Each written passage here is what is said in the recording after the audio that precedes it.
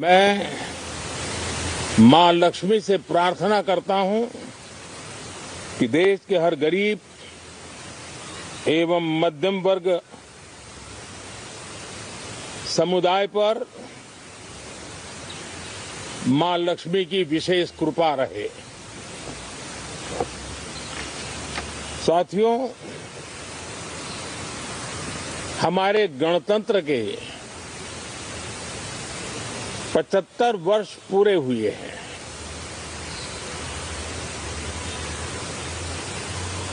और ये हर देशवासी के लिए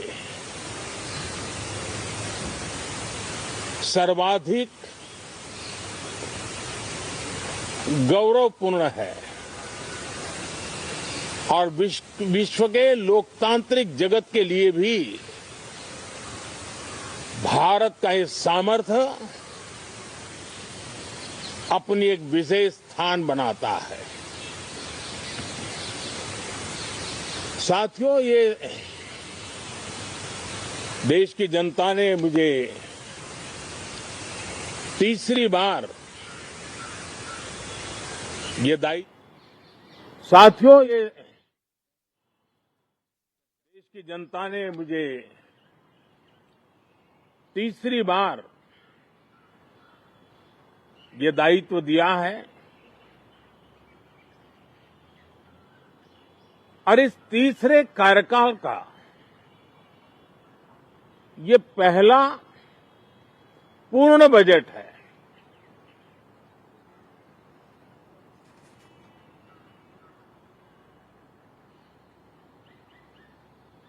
और मैं विश्वास से कह सकता हूं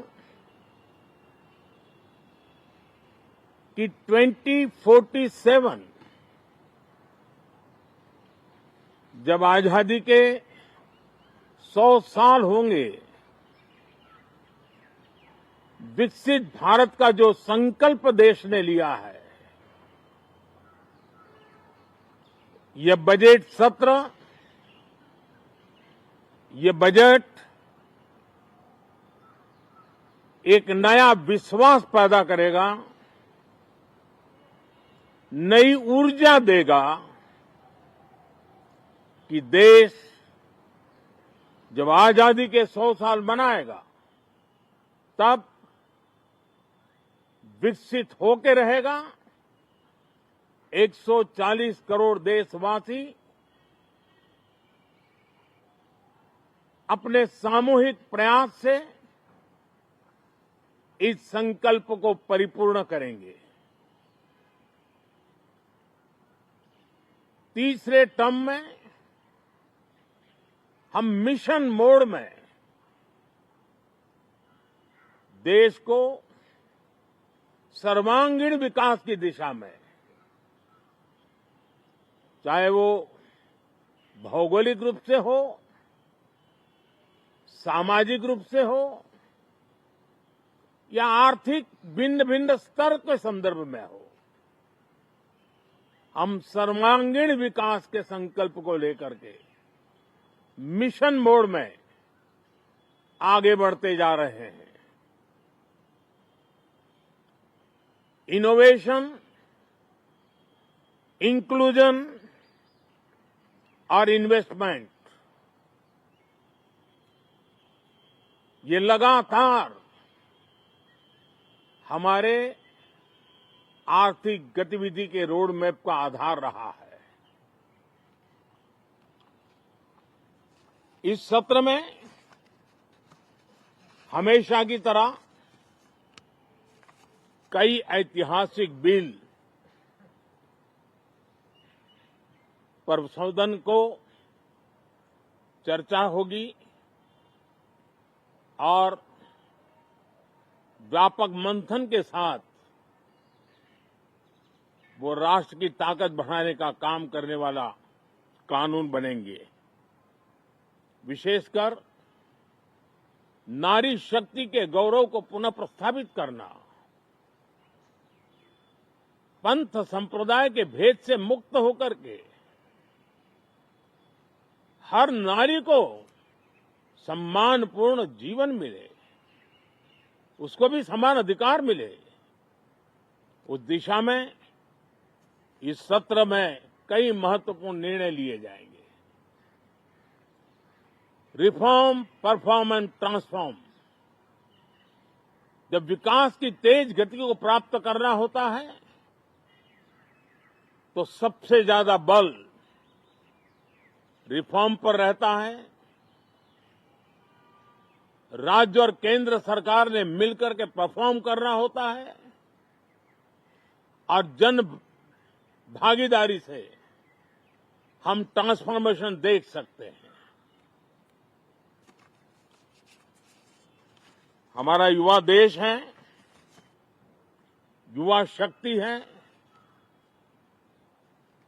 और आज जो 20-25 साल की आयु के नौजवान हैं,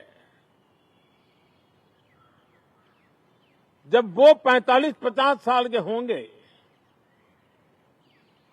तब वो विकसित भारत का सबसे बड़े बेनिफिशियरी होने वाले हैं। उम्र के उस पड़ाव पे होंगे, नीति निर्धारण की व्यवस्थाओं में उस जगह पे बैठे होंगे कि वे गर्व के साथ आजादी के बाद जो शताब्दी शुरू होगी, एक विकसित भारत के साथ आगे बढ़ेंगे। और इसलिए ये विकसित भारत के संकल्प की पूर्ति का प्रयास, ये अथाग मेहनत आज जो हमारे टीनेजर्स हैं, हमारी युवा पीढ़ी है,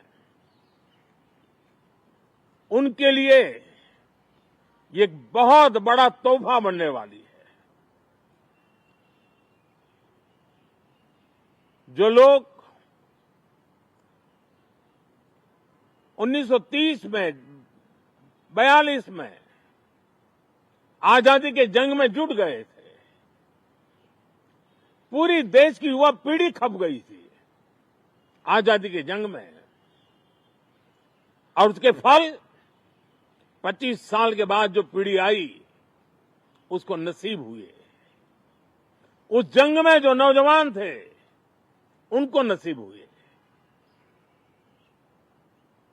आजादी के पूर्व के वो 25 साल